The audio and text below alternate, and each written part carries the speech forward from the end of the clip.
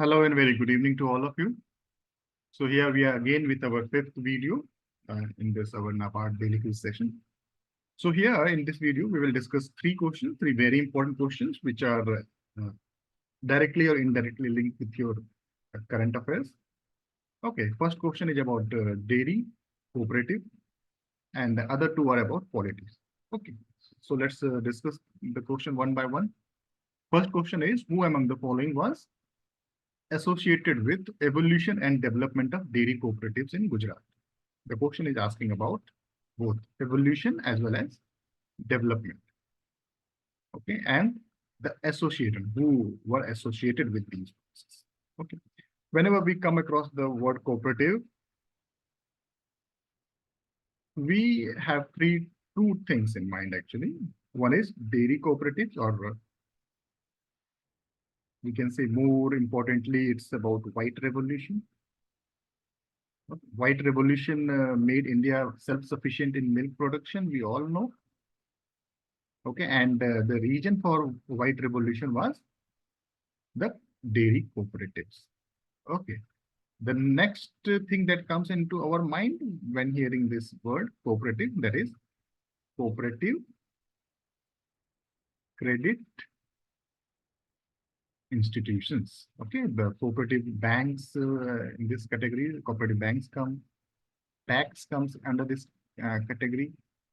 Okay, both these topics are very important from your examination point of view. In fact, the merits, demerits, establishment, cooperative movement, all these things may appear in your Nabard mains examination anytime. Okay, so why we are discussing this question here? Because I had told you in one of our video, now most of the questions have direct or indirect link with the current affair. So why we are discussing here? Because recently, 2 to 3 months ago, uh, Gujarat Cooperative Milk Marketing Federation celebrated its 50th anniversary, that is Golden Jubilee. Golden Jubilee is a very special occasion for any organization. They celebrate their establishment every year, but when it is 50th year of establishment of a Golden Jubilee celebration, that becomes an important news. And it was important also because Prime Minister attended the function. Okay. And it was important also because MMF played a very important role in White Revolution. GCMF was established in 1973 and White Revolution was launched in 1970. Okay. And after the GCMF only, in all the states, there was established an apex organization of milk cooperatives in each state. Okay. Right now, in every state, we have that. Okay. All this was the result of White Revolution. Okay. So all the milk cooperative movement started from Gujarat. So therefore, the question here has appeared from that sector. So here we are asking about T.K. Patil, H.N. Dayala, Morarji Desai, Verghese Kurian. Who among the following was associated? Most of you gave me the wrong answer. Most of you marked this, Verghese Kurian. Okay, this is not the correct answer. It's obvious because Verghese Kurian is the father of White Revolution in India. So it is obvious that most of the students will take this answer, but this is not the correct answer for this question. The correct answer for this question is E. All were associated. Okay. In fact, the dairy cooperative movement is a classical example of how people, politics, and science, when they come together, what kind of magic they can do. Okay, I will explain the entire process, how it happened here. See here, T.K. Patil is the first chairman of Amul. He is a politician. H.M. Dalala is a scientist. He developed the technology for producing milk powder from buffalo milk.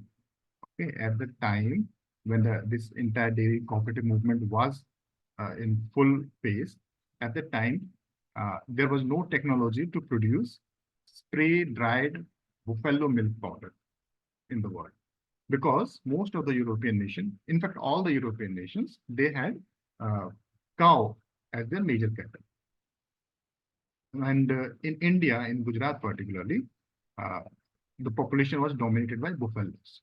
So therefore, cow milk powder production technology was there because it was beneficial for Europeans. Okay, but milk powder production from buffalo milk was not there. So H.M. Dalaya was the pioneer in developing that technology, and because of that only, uh, the milk cooperative movement took pace, and uh, the cooperatives become more and more profitable. Why? Because simply because milk has a small shelf life. Okay, it will be destroyed in 2 to 3 days, but milk powder have a long shelf life. So once you convert that milk into milk powder, it can be transported and stored to a far location, and it can be sold to any part of the country. So this was an important scientific invention that H.M. Dalaya did. Okay. Morarji Desai was also a politician. Verghese Kurian, all of us know, he was the first head of NDDB. NDDB was established in which year? National Dairy Development Board. It was established in 1965. Okay. Where is the headquarter of NDDB? It is in Anand. Anand is in Gujarat. Okay. Where is the headquarter of Amul? It is in Anand. Okay. So this was all were associated with this particular dairy cooperative development and evolution. So is it clear to all of you? So let's discuss a little bit more about it. You can see here the logo or the Amul girl and the Paulson girl. Paulson is a European company, or in fact British company, that was purchasing milk at that time in 1946, or before that also in 1946 the milk cooperative development movement started. Okay, so at that time, what until 1946, what was the condition in Kera district in Gujarat? Kera district in Gujarat, Paulson company middlemen, they used to purchase milk from the farmers there. Okay, and used to sell that milk where? To Mumbai. Okay, so the middlemen here, they were not giving the proper price for the milk to the farmers. Okay, so their income was decreasing. Due to that, the farmers in the Kera district, they approached T.K. Patel, the local leader here. Okay. T.K. Patel then went to meet Sardar Vallabhbhai Patel. He was a very prominent figure in Indian polity at that time. We are talking about 1946. Okay, 1946 means after Quit India. Quit India was in 1942, and this is taking place in 1946, which means that political awakening of the Indian population had already taken place before that only. And Sardar Patel had become a very prominent figure in Indian polity, and he had a very great role to play in making of India and uniting India altogether in future. So so therefore, T.K. Patel went to Delhi and met Sardar Patel. Sardar Patel sent Morarji Desai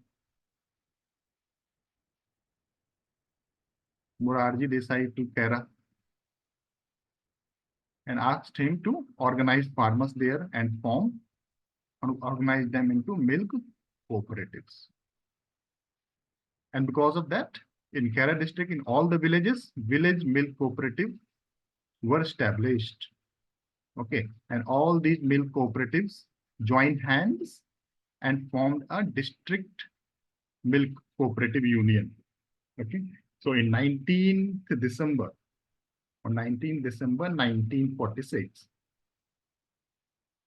Kera District Cooperative Milk Producer Union Limited was established. Okay, on 19th December 1946. Okay, this was later renamed as Amul. Okay, so after that, in all the districts in Gujarat, district dairy cooperative unions were established. After that, what happened? In 1965, Government of India realized the potential of the cooperatives in the milk sector and established a National Dairy Development Board, where in Anand. Okay, Anand was at the time in the Kera district only. Now there are two districts there in Gujarat.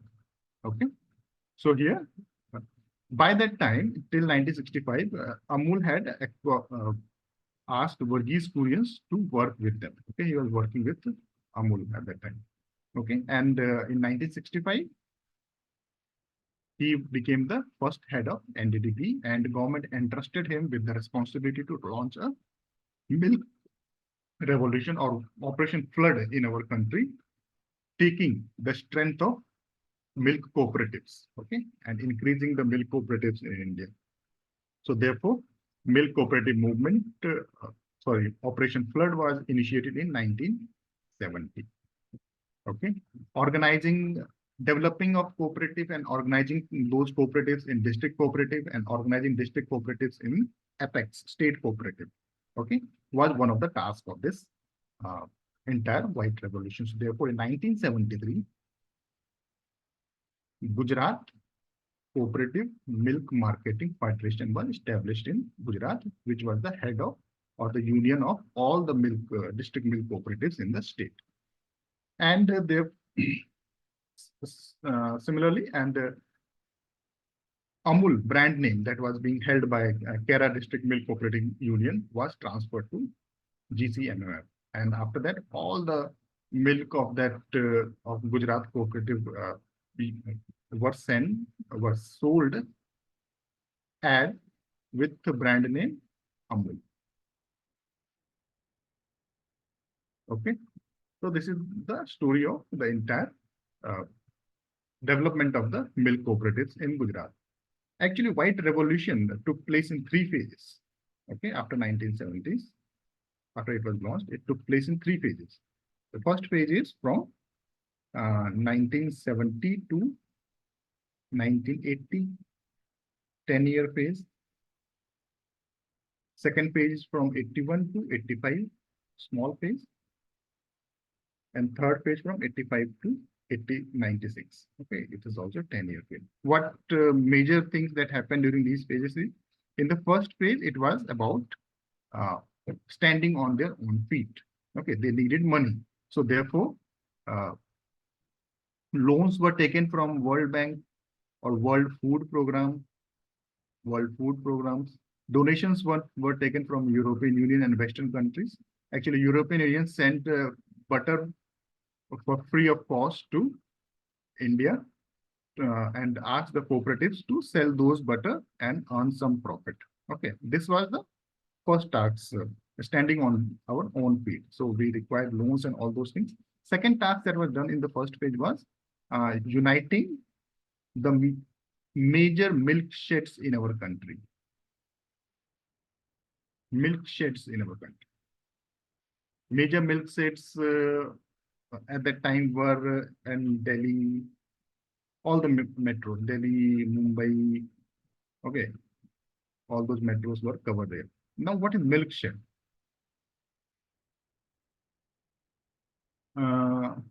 Suppose a farmer is producing milk here, okay? Up to how much distance he can sell his milk without the milk being destroyed. You know, milk has a shelf life, okay, 1 or 2 days. So the distance that the milk produced by a farmer, okay, that can be covered, that is called a milk shed. Okay, so there were many milk sheds in our country. So all those milk sheds were linked together, or major milk sheds were linked together. Okay. Second phase was about increasing the number of milk sheds. Okay. Second phase was about increasing the number of milk sheds. Okay. That was the major function in the second. Third phase was about infrastructure development, technological development, and marketing and branding. Okay. All these happen in the third phase. So is it clear to all of you about different stages of white revolution? Who is the father of white revolution? Varghese Kurian. Okay, so that is all about the entire story of milk. We will discuss these in more detail in a separate video. Okay, so let's move on to our next question. That is, Which constitutional amendment gave constitutional status to panchayats in India? Most of you gave the correct answer. This was a direct question. That is 73rd constitutional amendment gave constitutional status to panchayats in India. When we say constitutional status to panchayats, which it means that panchayat is a local self-government. Local self-government in rural area. Okay. Municipality is a form of municipality. Is a form of local self-governance in urban areas. So rural and urban, all these topics are in your syllabus. In fact, Panchayati Raj is explicitly mentioned in your syllabus. Okay, urban area.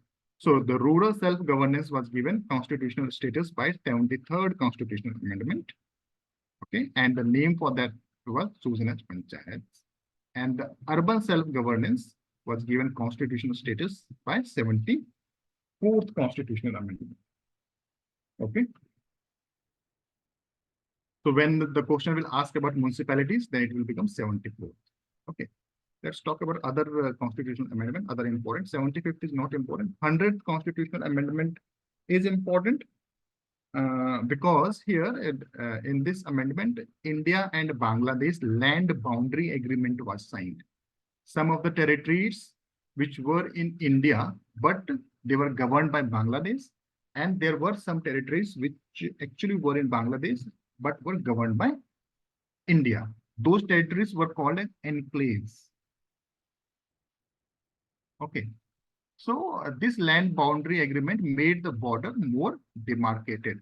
All those territories which were in Bangladesh but belonged to India, they were transferred to Bangladesh. And all those which were in India but belonged to Bangladesh, they were transferred to India.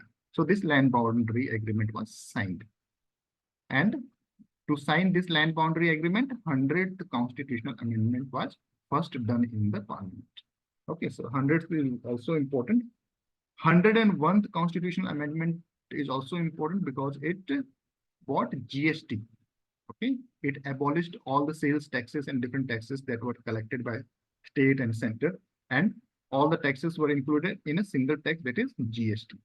So it can also be done only through constitutional amendment. So 101st Constitutional Amendment is also important. Apart from that, 103rd Constitutional Amendment is also important. That is about EWS reservation. So this amendment, the poor people in general category, they got 10% reservation. This is also important. And apart from that, most important from this year's point of view is 106th Constitutional Amendment that was passed in 2023 itself.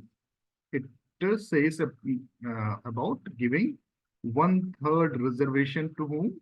To women in Lok Sabha and State Legislative Assembly. Okay, so in future from 25, all the election that will be held in state, there 1/3 of the seats will be reserved for women category, women, and in future Lok Sabha elections, 1/3 of the seats will be reserved for women. So this is a very important. This was passed in 2023 itself. So apart from that, what other amendments are there? One more amendment that you need to remember this time because elections are taking place. That is the 61st Constitutional Amendment. 61st. This was enacted in 1988. Year is also important this time. This constitutional amendment deals with reducing the age limit for voting. Earlier it was 21 years. And after this constitutional amendment, voting age was reduced to 18 years. Okay, this is also very important. These two are most important. 61st, 106th, and this is the part of your syllabus. No, these two, you know. Okay. 100th is also important because century. Okay. Okay. Any other constitutional amendment that is also important? Yeah, one more. It is 42nd Constitutional Amendment. Okay. There are only few which you need to remember, not much. This constitutional amendment was enacted in 1976. It is also called mini constitution because there were many amendments. It was during emergency. Okay, also called mini constitution. To this constitution, 3 words were added in our preamble of our constitution. What were the 3 new words? They were socialist, secular, and integrity. These 3 words were added in the preamble of our constitution. Preamble is the first page of our constitution, or the cover of the constitution. Okay, the cover describes how India is. Okay, it gives the summary of the entire constitution, or it tells us an idea of how what kind of vision the constitution makers had about India. So in that preamble, only 3 new words were added, that India is a secular country. Already the provisions of being a secular country were there in different articles of the constitution. In fundamental rights itself, it was described that no person will be discriminated on the basis of religion, but it was not in the preamble. So it was added in the preamble to reflect that India is a secular country. Okay? The socialist term was also added, and integrity term was also added. There were many other amendments. Some of the matters in the state list was made concurrent list. Oh, this particular 42nd constitutional amendment is very controversial, and 43rd and 44th amendment revoked or annulled most of the provisions that were made by 42nd amendments. Only most important thing that you need to here remember is socialist, integrity, and secular. These 3 words, and the 42nd constitutional amendment and the year. Okay, these are the only important amendments that you need to remember for this Nabard examination. Okay, let's move on to the next question. This is also related with the current affair. Supreme Court of India has recently reaffirmed that the right to a clean environment and the right against adverse effects of climate change are part of fundamental right to life. Right to life is one of the fundamental rights. Okay, so Supreme Court has said that clean environment and protection against the adverse effect of climate change is also part of the right of life, right to life. So no person can be devoid of these things: a good environment and right against the adverse effect of climate change. Okay, it means talks about compensation whenever because of climate change, flood is happening, all of the different climatic adversaries are happening nowadays. Okay, so all these should be compensated properly. So Supreme Court had made this decision based on the right to life that is given as a fundamental right by Constitution. Which article of the Constitution deals with the right to life? The correct answer is 21st. Many of you, I think majority of you, gave the correct answer. What are other fundamental rights? 14th article deals with what? This is also a fundamental right. This deals with equality before law. Equality before law. So no law in India can discriminate persons on the basis of religion, sex, race, caste. Okay. 15th fundamental right, Article 15 deals with discrimination. Okay. This was about law. No law will discriminate, and it was about people and government. No government or no people will discriminate people on the basis of religion, race, caste, and place of origin. Okay. 17th was about, it is also fundamental right, that is untouchability. Untouchability is a crime in India. Okay. Untouchability means restricting people from other caste or other place of origin. Okay, looking them at from an inferior point of view. Okay, this is untouchability. Okay, so this was abolished and this was punishable. Okay. 32nd article, this is also a fundamental right. The 32nd article gives every citizen the power to approach Supreme Court whenever his or her fundamental right is being abrogated, or he is of the opinion that he is not, uh, means his fundamental rights are being breached. He can directly move to Supreme Court. Okay. In this case, Supreme Court have original jurisdiction. Original jurisdiction, which means that I and you can directly approach Supreme Court. Okay. In normal cases, what happens? First, we have to go to the local court, then district court, then high court, and then Supreme Court. Okay. But in this case, whenever fundamental right is involved, you can directly go to the Supreme Court. Okay. In fact, High Court can also make decisions here. You can go to the High Court also, not these two. Okay. In case of fundamental right, you can go to the High Court also. Okay. But here you have the right. If you wish, you can go directly to the Supreme Court. Okay. So these are the important articles which deals with the fundamental right. Most important this time is article number 21, which deals with the right to life. Okay. Right to life includes the right against adverse effect of climate change as well as clean environment also. Okay. So this was all the three questions has been covered here.